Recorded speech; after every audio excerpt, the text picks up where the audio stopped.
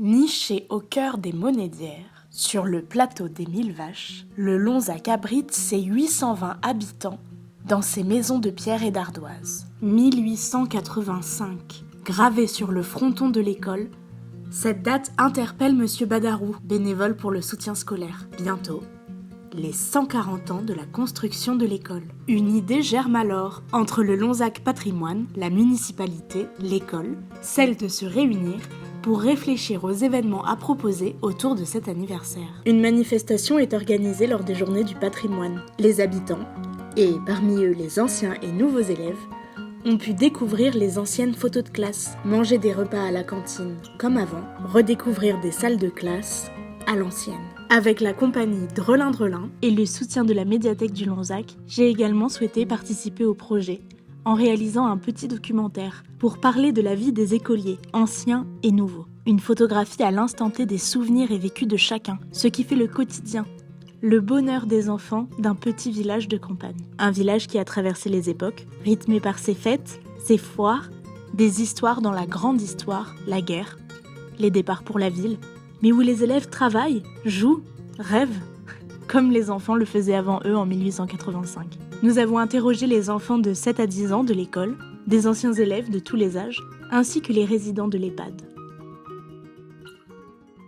Alors, je suis Monique Borzé et j'ai été institutrice à l'école du Lonzac.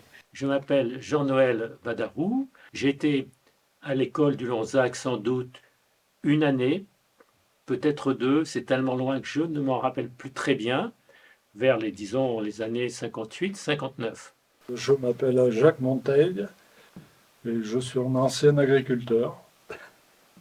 Famille d'agriculteurs depuis plusieurs générations. Je m'appelle Catherine Queneau, j'ai 75 ans et donc j'ai été à l'école au Lonzac uniquement pour la dernière année de fin d'études en 1964-1965. Je m'appelle Maurice Colly, je suis né sur la commune du Lonzac. J'ai fait mes études juste de primaire à l'école d'Affieux. Jean-Claude Besse, je suis né pas très loin d'ici, dans le quartier de Goulmy, en 1943. Je suis Monique. J'ai été pendant 29 ans ATSEM à l'école du Lonzac. Je suis Delphine, donc je suis enseignante au Lonzac depuis 2018. J'ai été maman aussi de 2 enfants à l'école du Lonzac et depuis septembre, je suis la nouvelle directrice. Et moi, c'est Benjamin et j'étais en 2018.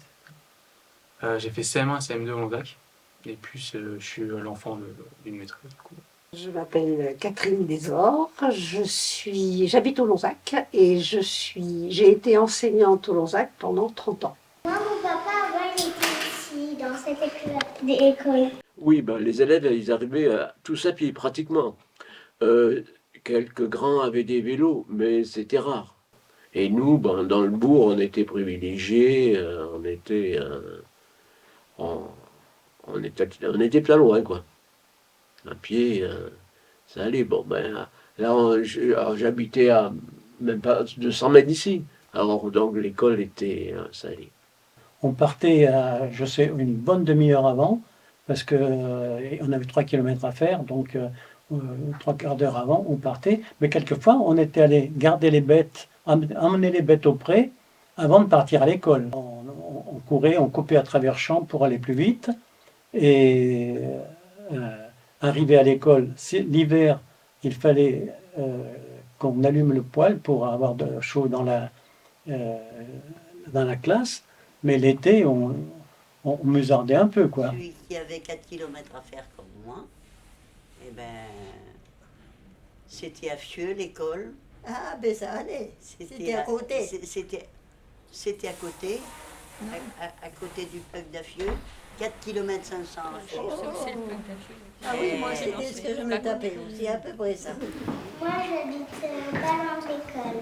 On était avec chacun des missions toutes les semaines, notamment la mission d'allumer le poêle le matin avant l'entrée en classe. Et alors, comme je n'ai jamais été très douée pour faire du feu, lorsque c'était ma semaine, j'allumais le poêle Alors, d'abord, on descendait dans le préau chercher le bois, j'allumais le poêle, et là, ça se mettait à fumer. Mais alors, c'était un brouillard, un smog absolument indéfinissable, ce qui fait que lorsque c'était l'heure de rentrer en classe, on ouvrait les fenêtres pour enlever la fumée, pour réussir à se voir. Total, on avait allumé le poêle pour avoir chaud, mais comme toutes les fenêtres étaient ouvertes, il faisait un froid de canard dans la classe. Il y avait cette séquence-là. Il y avait la séquence également de remplir les encriers avec l'encre violette, donc chacun son tour aussi toutes les semaines.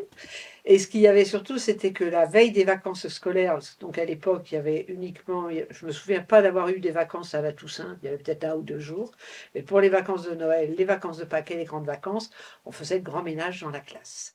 Voilà, j'ai pas de souvenir d'avoir vu une femme de ménage. Mais bon, elle devait sûrement repasser derrière nous parce que je pense qu'on devait faire quand même quelque chose d'un petit peu folklorique. Moi, je remets tout doucement des choses qui étaient faites avant, qui étaient plus faites. Une chose toute bête, des petits chaussons, par exemple. Maintenant, enfin, je veux dire, on ne fait plus, les enfants, vous arrivez, vous mettez en chaussons, et moi, je le remets, parce que c'est le caractère familial. Il y avait une barrière pour les mélanger, pour arrêter de les mélanger. Il y avait un côté fille. Là, je crois qu'on est dans le côté garçon. Oui, et le Lonzac possédait possédait 2 écoles, une de garçons, une de filles, plus une classe enfantine. Parce que là, c'était quand même avant 68. Et donc, la plus grosse révolution au niveau de la scolarité, c'était ça, parce qu'il a fallu attendre 68 pour que filles et garçons soient mélangés, alors que là, nous, il y avait l'école des filles, l'école des garçons, et au milieu, qui séparait les 2 cours de récréation, il y avait les jardins des instituteurs. Donc, on ne se voyait pas. Moi, j'ai fait la connaissance d'un copain que j'ai découvert le jour du certificat d'études. Les élèves se regroupaient à l'époque sur le champ de foire à l'emplacement des anciennes bascules. Les garçons étaient aux anciennes bascules et les filles étaient 20 mètres plus loin. À 8 heures, quand l'instituteur qui était de service, quand il ouvrait le portail, tout le monde rentrait, enfin ceux qui étaient arrivés rentraient en disant « Bonjour monsieur », sans oublier pas. Et on restait un petit peu dans la cour de récréation jusqu'à 8h30. Et sur le coup de sifflet du directeur, tout le monde se mettait en rang par classe. Les petits rentraient les premiers et les grands les derniers. Et en rentrant, quand on rentrait dans la classe, on ne s'asseyait pas, on restait debout derrière notre table. Et quand le maître arrivait, il nous disait bonjour et il nous ordonnait de nous asseoir. Quand vous étiez petite à l'école, est-ce que vous aviez une blouse Écrue. Ah, vous voyez que vous connaissez. De quelle couleur? Une blouse. Je sais pas. Vous vous rappelez plus? Sur le chemin de l'école, la première fois qu'on a rencontré les soldats allemands, je me souviens, on était avec mon frère et ma cousine, on était traumatisés. Et donc, quelques minutes après les avoir croisés, on a entendu des coups de feu. Donc, on a fait demi-tour, on est rentré à la maison.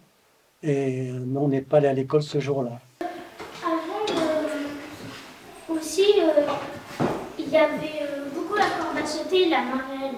Je me souviens de la rue Froid, notamment cette première année à Fieux. À la récréation de 10 heures, la maîtresse nous mettait dehors. Et je me souviens, je me mettais contre un mur sur l'escalier qui est face au sud. Je me mettais dans un coin et j'avais froid parce qu'on était mal habillés, on n'avait pas d'habits. Oh ben, il y avait le ballon prisonnier. Dans les cours de récréation, on jouait à chat perché, aux gendarmes et aux voleurs, on jouait au ballon prisonnier, voilà, des choses comme ça. Et aux billes, bien sûr. Les billes, oh là là, c'était sacré, les billes. On jouait, on faisait une ronde qui s'appelait le fermier dans son pré. C'est-à-dire qu'il y en avait un qui était le fermier, qui était au milieu de la ronde, tout le monde tournait, et le fermier choisissait sa femme, la femme prenait son enfant, l'enfant prenait son chien, le chien prenait le chat prenait la souris cherchait le fromage, et après le fromage est battu, et donc tous ceux qui étaient au milieu du truc tapaient sur le dos de celui qui était le fromage. Enfin, voilà. Et ça, les enfants aimaient beaucoup. Puis on jouait à la chandelle, enfin des jeux très traditionnels. Hein, Dans la cour de récréation, non, on courait. Quand je passe devant la cour de récréation, j'ai l'impression qu'il y a la même activité, le même besoin de se défouler. On courait, on jouait à chat perché, peut-être à 1, 2, 3 soleils. Enfin, je sais pas, moi, C'est voilà, des choses comme ça, sans doute.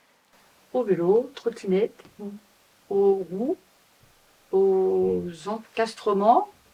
Moi, ce que je dis, c'est qu'il y avait, il y a des années, il y avait dans la cour, par exemple, un bac à sable. Mm. Ça a été Récemment. supprimé parce que les normes faisaient que c'était soi-disant sale, que ça. Bon. Mais les enfants, ils étaient très créatifs. Par rapport à ça, je me souviens que vraiment, oui, c'était un jeu, on ne se restait pas, on faisait, on défaisait. Enfin, voilà, moi je sais qu'ils aimaient beaucoup ça. Sauveur, il a ramené un jeu qui est très très vieux avec des pieds. Ah oui, c'est les aussi. Oui. En fait, c'était des anciens jeux à ma mère qu'elle avait trouvés dans un vieux tiroir cassé. Du coup, après, elle les a pris et nous a donnés. Les jeux qu'on faisait dans un cours de récréation, moi j'aimais vraiment beaucoup ça quand j'étais petit, surtout les baskets, les balles au prisonnier et tout. Moi c'était vraiment quelque chose qui m'a plu, vraiment. Et voilà. Le vélo, ou bien des fois, il y a des jeux à faire, je sais pas, on invente des jeux. On inventait des jeux. Et on avait aussi, au fond de l'école, pas loin du nouveau champ de foire, il y avait un terrain de basket qui faisait un terrain de basket, et il se transformait en terrain de volley, en terrain de foot, suivant. Et quand il pleuvait, les préaux étaient sous l'école. On faisait des rondes, oui, ça, donc on chantait, oui, c'est sûr. Faux peut-être. On allait au Pont Rouge, à pied. Le Pont Rouge, Toulonzac, tout le monde le connaît. C'est le pont qui est situé sur la petite route des rivières, qui va aux rivières. Et sur le Pont Rouge, avec un pont-pisse, c'est-à-dire, c'était quoi un pont-pisse? C'était un chausson aux pommes, finalement, cuit au four. On regardait passer le train qui passait sous le Pont Rouge. Nous avions à l'époque reçu de nouveaux livres de sciences expérimentales, on va dire, et donc avec des propositions de participation des élèves en groupe pour faire des maquettes, pour faire des choses un peu plus vivantes. Et on s'était arrêté sur un projet d'engins qui pouvaient naviguer. Et j'avais dans l'idée de les faire naviguer sur un des petits ruisseaux du Lonzac. Et donc, ils ont préparé avec soin tout leur matériel. C'était par équipe. Et puis, un jour, mais ça devait être au printemps, je pense, nous sommes partis vers l'étang Didier. Et là, il y avait un terrain, un petit pré, avec un ruisseau qui coulait. Les élèves s'étaient équipés de bottes, ce qui était un peu plus prudent. Chaque groupe a mis sa flottille à l'eau. Et malheureusement, ce que je n'avais pas prévu, c'est que le courant serait fort, très fort, parce qu'il avait dû tomber de la pluie avant. Et donc, on n'a pas pu faire de compétition. Les engins sont partis à toute allure avec le courant. Et bon, mais les enfants ont été ravis quand même, surtout les cours élémentaires deuxième année qui, eux, ont pataugé dans l'eau comme ils ont voulu et sont revenus avec des bottes qui, à mon avis, étaient pleines d'eau. Mais je n'ai eu aucun reproche des parents, ce qui me fait dire que cette sortie était quand même la bienvenue. Il faisait beau, on allait faire un tour dans la forêt. Ça, c'est arrivé plusieurs fois, oui, c'est vrai. Après, les normes de sécurité ont aussi évolué. Légalement, on pouvait emmener, à partir du primaire, on pouvait emmener ses enfants faire un tour dans l'environnement. Après, il a fallu un accompagnateur. Donc, toutes ces choses-là sont devenues un petit peu, ça a enlevé de la spontanéité. Bon, l'instituteur que je préférerais le plus, c'est Monsieur Porte, que j'ai eu en CP et après en CM2 et classe de faire un certificat d'études, puisqu'il y avait une classe qui préparait à l'époque le certificat d'études. Je ne suis pas un des derniers qui a passé le certificat d'études, mais après, c'était le brevet qui a pris la suite. Et ce monsieur Porte c'était un instituteur assez moderne. Avec lui, avec des procédés ludiques, on apprenait beaucoup de choses avec lui. on avait la classe de mon époque, on avait écrit à la pêche d'Islande, aux pêcheurs d'Islande, ils nous ont envoyé, on leur posait la question comment la pêche, la vie des marins et tout ça. Ils nous ont envoyé des fascicules et un petit livret de recettes euh, chacun, parce qu'à l'époque, bien sûr, la morue, c'était le poisson du pauvre. Et on en mangeait beaucoup dans les foyers. J'ai passé le certificat d'études à Trégnac, au chef-lieu de canton. J'ai été reçu deuxième du canton, avec 82 points et demi sur 100. Et le premier avec 83 points. Et moi, j'étais très, très content, super content. Mais mon instituteur était très malheureux parce que j'avais écrit excellent, j'avais oublié le C. Et il m'a dit pendant des jours, si tu n'avais pas oublié ce C, tu étais premier du canton, mais moi, ça ne me gênait pas du tout. Mais lui, il a eu beaucoup de regrets. J'ai passé le certificat d'études avec M. Orpaillange. On le passait à Trégnac. Et après, je suis parti en pension. Je me suis ennuyé beaucoup à Brive. Eux, ils ne pouvaient pas partir en vacances, faire des choses comme ça. Ils partaient en charrette au lieu d'avion ou de train. En voiture. Ils pouvaient aller en charrette parce que l'avion, le train et la voiture, ça n'existait pas, ni la moto. On nous amenait en charrette et là, on prenait le train. Notre grand-mère surveillait qu'on prenait bien le train. C'était le terminus, on risquait pas de se tromper. Hein. Ah, le temps des vacances, les jeunes ne partaient pas beaucoup à l'époque. Ils ne partaient pas beaucoup. Ben, la période des vacances, on était toujours occupés. Ouais. Bon, les grandes vacances, n'en parlons pas. Il y avait les foins, le blé. On était occupés pendant les foins. C'est nous qui, souvent, on tassait dans la charrette avec les vaches. À l'époque, lorsque moi j'ai commencé, c'était avec des vaches ou des bœufs. Dans la région, il y avait très peu de chevaux. Donc, on tassait les charrettes, et puis les parents chargeaient la charrette avec des grandes fourches. Ils remplissaient, on tassait, et puis après, on redescendait. Donc, après, il y avait la moisson. La moisson participait lors de la coupe du blé. On ramassait les épis, parce que rien ne se perdait à l'époque. Donc, on était occupé à ramasser les épis qui tombaient de ci, de là, et on les remettait dans les javelles, de façon à ce que ça ne se perde pas, que rien ne se perde. Alors moi, pendant les vacances, j'ai un peu joué aux jeux vidéo. Je l'ai vu un copain à ma soeur que j'ai pas vu depuis longtemps. Il est resté 3 jours. Après, on jouait aux jeux vidéo et aux jeux de société. Et aussi, on faisait des balades. Je me rappelle que une fois j'avais fait une fugue, j'étais partie de ma maison. Ma mère me cherchait partout, te demandait où j'étais partie. J'avais suivi un chemin, et heureusement que les voisins m'ont vu passer parce qu'elle me cherchait partout. C'était une fugue, moi, que j'étais jeune. Vous vouliez pas aller à l'école? Ah non, mais... Non, ça n'a rien à voir. C'est comme ça. ça. On promenait. Ben voilà. Dans le chemin, et puis aller. Je vais raconter une petite histoire. C'est avec un copain qui a duré très très longtemps, une personne de mon âge.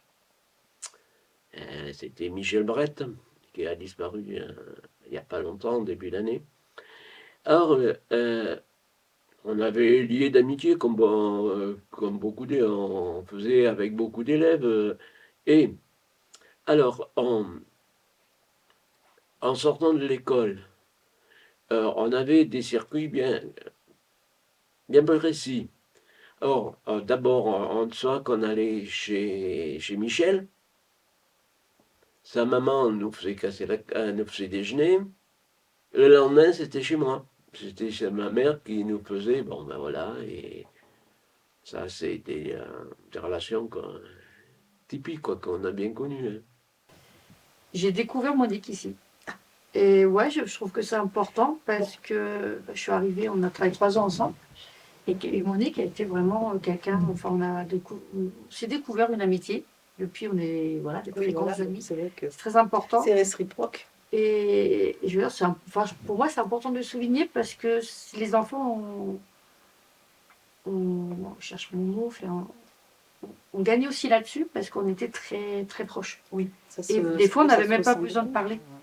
Et je trouve que pour les enfants, quand ils voient que qu'on est toujours de bonne humeur, enfin, même quand ça allait pas, on était de bonne humeur parce qu'il y avait toujours l'autre qui remontait.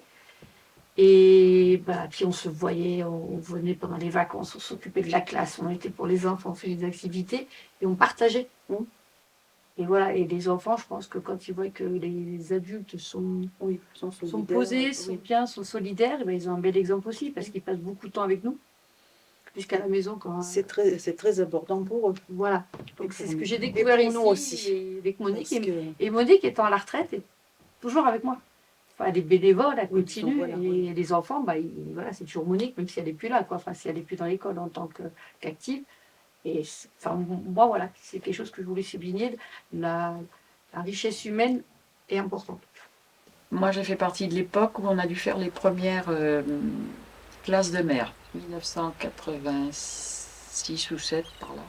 C'était très, très intéressant parce que c'était une sortie pour les élèves. À l'époque, il y avait quand même moins de sorties. Oui, c'était un enthousiasme parce que c'était nouveau aussi, il faut dire. Moi, je me souviens de la visite du barrage de Bord-les-Orgues, Pompadour. Et là, on a appris, enfin moi personnellement, on voyait nos instits d'une autre facette. C'était des grands frères, des parents, des grandes sœurs, voilà, c'était qui jouaient avec nous. Moi, ça m'avait touché.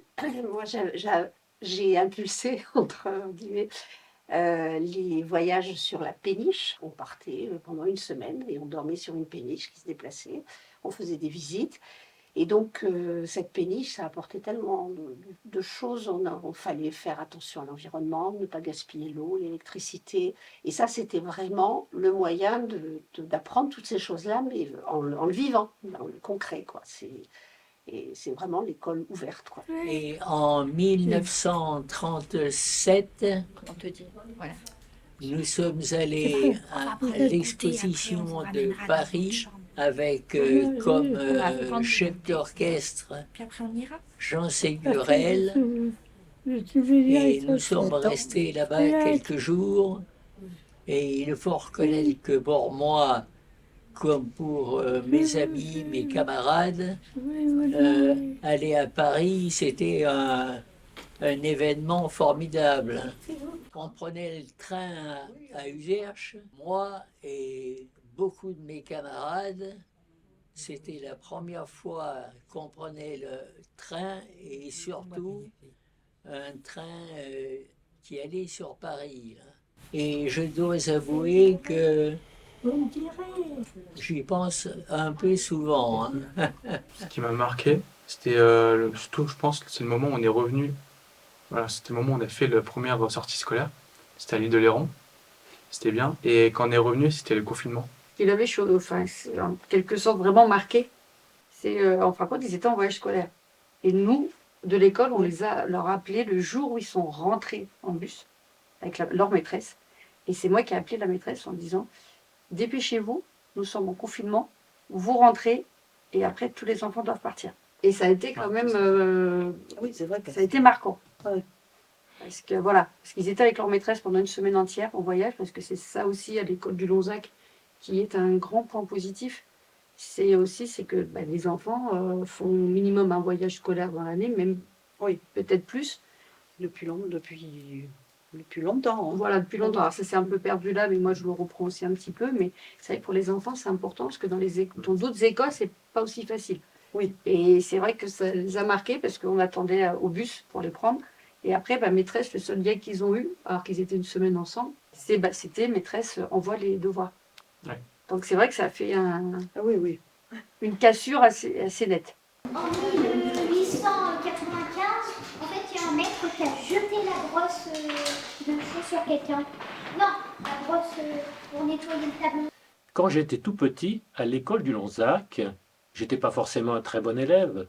Et un jour, j'ai eu un bonnet d'âne. Et ce bonnet d'âne touchait le plafond. Vous vous rendez compte, un petit enfant, j'avais 7 ou 8 ans, avait l'impression d'avoir quelque chose sur la tête d'immense. Voilà. Ah, on allait au coin. Ah oui, au coin, oui, ça oui. C'était la grande punition. Ça. Mais ça faisait pas mal. Nous, ils nous venaient au coin avec les mains sur la tête. Bon, oui. Ça faisait pas mal. Hein. C'était vexant, quoi. C'était pas plaisant, c'était la honte. Vous vous faisiez taper sur les doigts? Non, même sans taper sur les doigts, je faisais des taux, quoi. C'était la honte. Alors que là, on se fait juste fâcher, c'est tout. Où le maximum, c'est juste qu'on soit puni à la récré, c'est tout. Alors, le bibliobus était donc un bus équipé spécialement par la Bibliothèque centrale de prêt de Tulle et qui amenait des livres dans les campagnes. Et ils avaient un service particulier pour les écoles. Et donc, ils venaient, je ne sais plus la fréquence, mais peut-être une fois par mois ou tous les 2 mois, je ne sais pas. Et ils nous changeaient les livres qu'on avait dans les classes. Et donc on empruntait, on les gardait, les enfants pouvaient les... Enfin moi je leur permettais aussi de les emporter à la maison. Il y avait aussi le ludobus qui passait, ça permettait d'emprunter des jeux aussi. C'était différent des livres. Et puis ça changeait aussi, monter dans le petit bus. J'ai eu la chance, après la guerre, la mairie a ouvert une petite bibliothèque scolaire en 48-49. Le maître nous a donné un livre à lire pendant les vacances. Et ce livre m'a beaucoup plu. Et ça a été un déclic. Et à partir de là, j'ai lu tous les livres de la bibliothèque, je pense, en rien de temps. Ma mère devenait s'affolait parce que si j'étais dans un livre, elle pouvait me parler. J'ai gardé l'amour de la lecture. J'ai lu toute ma vie et je lis encore beaucoup. Mais nous, c'était la bibliothèque était dans la classe. Il y avait les livres, alors il y avait 15 exemplaires de 20 000 lieues sous les mers. Voilà. Donc c'était quand même des lectures qui étaient quand même sélectionnées par la maîtresse et qu'on devait tous lire plus ou moins, quoi. Mais bon, moi je viens d'une famille où on lit énormément, donc j'avais aussi des livres à la maison, donc avec interdiction de lire le soir parce que sinon je pouvais pas me lever le matin. Mais bon, avec la lampe électrique sous les draps, c'était des ruses dessus pour malgré tout réussir à lire, quoi. On lisait beaucoup d'illustrés. On lisait beaucoup de ce genre de trucs. Après, arrivé au lycée, bon, moi j'adore la lecture et encore je lis beaucoup. Donc voilà, on change de niveau, bien sûr. Mais la lecture, c'est une bonne distraction. Ça n'empêche pas de regarder la télévision, de se tenir au courant, mais je trouve que c'est bien de lire un peu. Parce qu'on découvre plein de choses qu'on ne s'imagine pas, quoi, en fait. Dès 4-5 ans, on travaillait parce que la maison chauffait avec le bois dans la cheminée, donc ça consommait énormément de bois. Les fermiers avaient droit de récupérer des branches ou du bois mort, mais pas de couper des arbres. Donc, on brûlait surtout des branches qui n'étaient pas très grosses. Et alors, bien sûr, le foyer consommait beaucoup. L'idéal, c'était de trouver des morceaux, enfin, franchement, des grosses bûches. Là, quand on avait des grosses bûches, on en mettait une, on passait la soirée. Mais quand c'était des branches, il en fallait beaucoup. Alors, à 5 ans, 6 ans, on avait une hache dans les mains et on coupait les branches parce qu'elles étaient empilées devant la maison. Il y avait le branchier qu'on appelait, et c'était le tas de branches. Et ma mère était heureuse quand elle avait un beau tas de branches coupées, prête à prendre une brassée pour mettre dans le feu. Ils adorent tout ce qui est tracteur. Enfin, certains enfants, quand ils ont leurs parents agriculteurs, ou les grands-parents, enfin, ici c'est comme nous très présent, ils vont avec eux. Ils vont avec eux, je pense que les tracteurs, ils vont être des tracteurs. Après, c'est plus une corvée, c'est plutôt, pour eux, c'est en même temps un plaisir.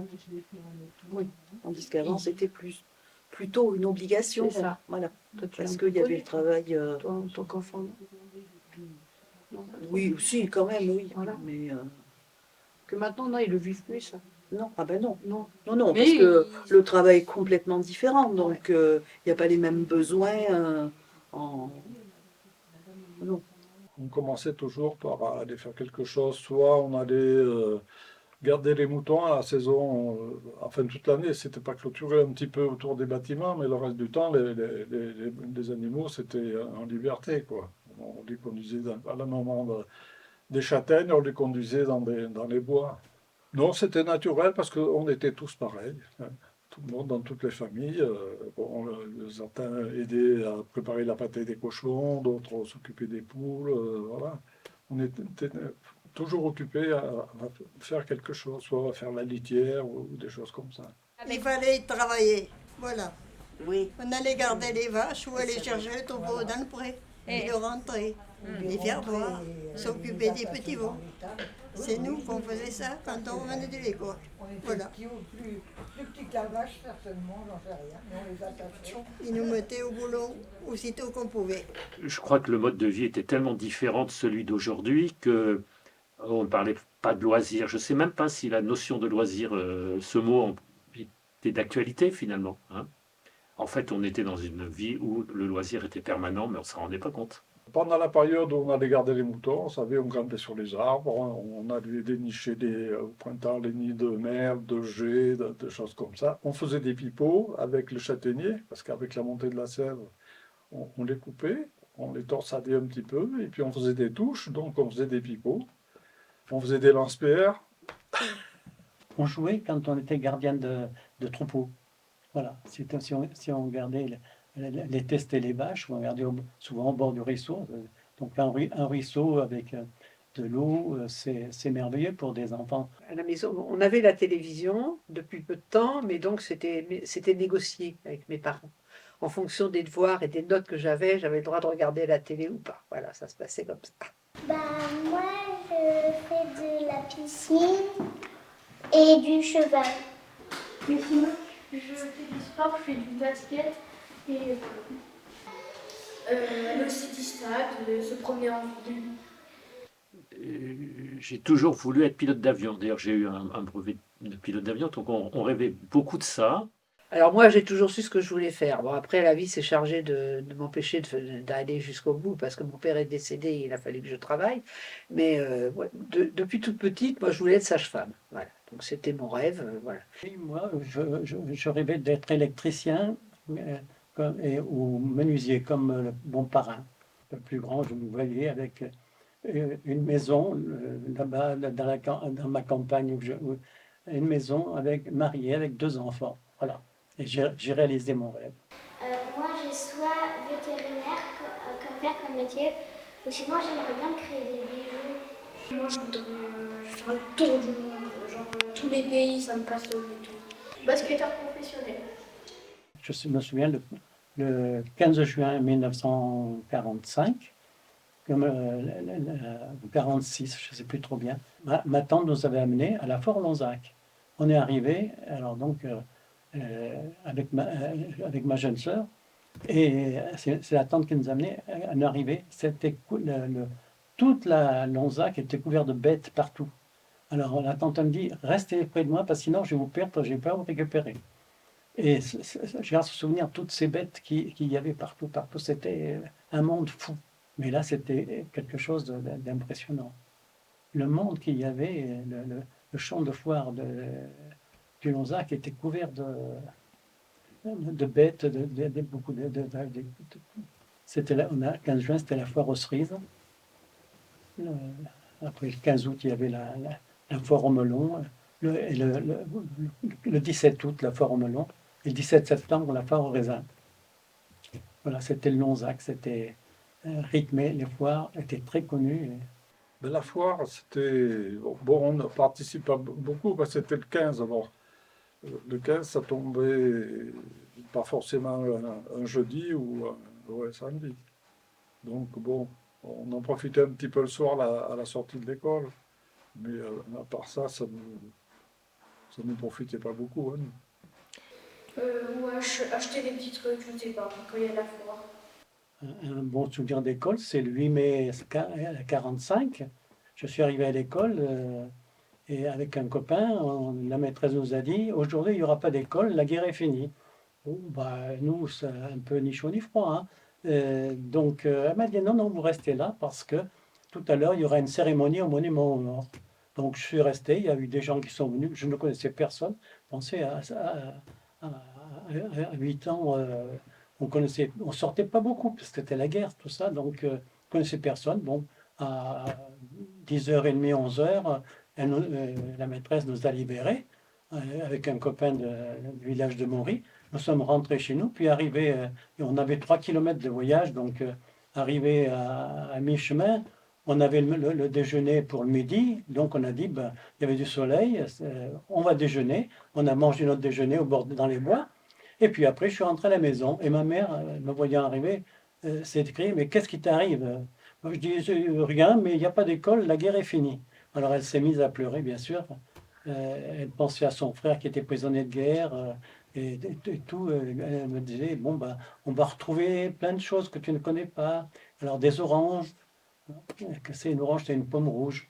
Des bananes. Ah bah si, les bananes, je savais, parce que sur la tablette de la cheminée, il y avait une boîte Banania, Yabon Banania, avec le noir, avec les grandes dents, là, qu'on connaissait, tout le monde connaissait à l'époque. Donc voilà, et on va retrouver tout ça, et puis plein de choses. Oui, oui, alors à l'école, je ne sais pas si on vous l'a dit, mais nos instituts nous faisaient beaucoup participer à la vie de la commune. Bon, la commémoration du 11 novembre, du 8 mai, là, c'était normal. Et puis, c'était pour le 15 mai, la fête des cerises, qui était après. Il y avait c'était pas la kermesse, on n'appelait pas ça kermesse, c'était la fête des écoles.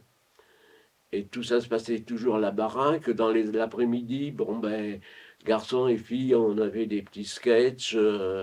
Et le soir, comme à l'époque, à chaque jour de foire, il y avait un bal. Le soir, il y avait un bal organisé par les parents d'élèves et la municipalité.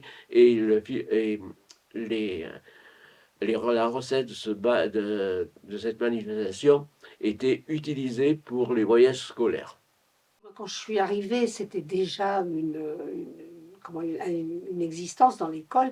Les enseignants qui étaient là avant moi faisaient systématiquement des spectacles pour Noël, ou pour la fin de l'année, ça c'est traditionnel, mais c'est pas comme ça dans toutes les écoles. Donc là, c'était vraiment, c'était une partie de la vie de l'école. Et puis toutes ces manifestations, on faisait des ventes de produits que les enfants avaient fabriqués, avec le marché de Noël, on faisait aussi des plantations, et puis on les vendait sur la foire. Donc l'école, pour moi c'était évident qu'on fasse ça, parce que quand je suis arrivée, ça existait, et puis même ça fait partie de ma façon de voir les choses, d'être intégré à la vie du village. Bah justement, les fêtes aussi. On faisait beaucoup de trucs pour Noël et même pour la fête des mères et la fête des pères. Et puis, bien sûr, il y avait l'arbre de Noël. L'arbre de Noël qui était à la salle des fêtes qu'on appelait la baraque à l'époque, qui était parce que construite en bois. Et c'était une des seules fois que je fréquentais la cantine, parce qu'il y avait après la municipalité, le chocolat chaud et la petite brioche. Pour préparer Noël, tout le monde était mis à contribution, c'est-à-dire que tout le monde amenait au moins 1 ou 2 bouteilles de lait pour préparer le chocolat.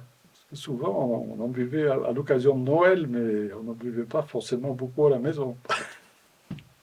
C'était l'occasion donc au Lonzac, c'était comme ça. On avait droit à un jouet, nous distribuaient un jouet, un camion ou peu importe, les filles une poupée. Et après, on avait un goûter qui était composé donc de chocolat, d'une petite brioche, d'un éclair au chocolat et d'une orange qu'on ne consommait pas sur place. On la mettait dans la poche, dans le sac, pour la montrer aux parents, on la consommait dans la semaine. En maternelle, c'est important. Hein. Ah oui. C'est très important, surtout la venue du Père Noël. Ouais, voilà. C'est un moment riche et c'est vrai je pense qu'il se le rappelle plus facilement.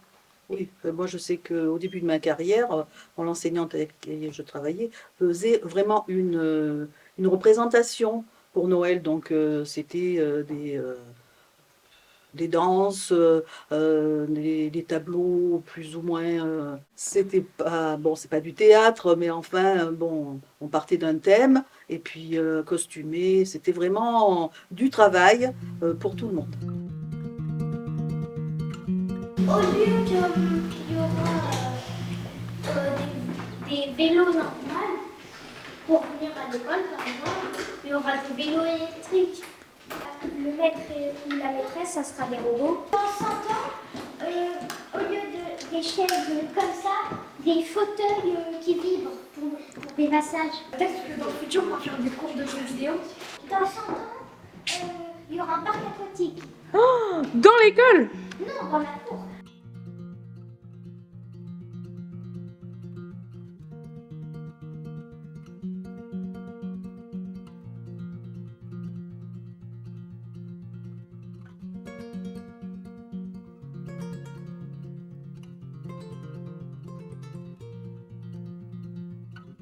Thank you.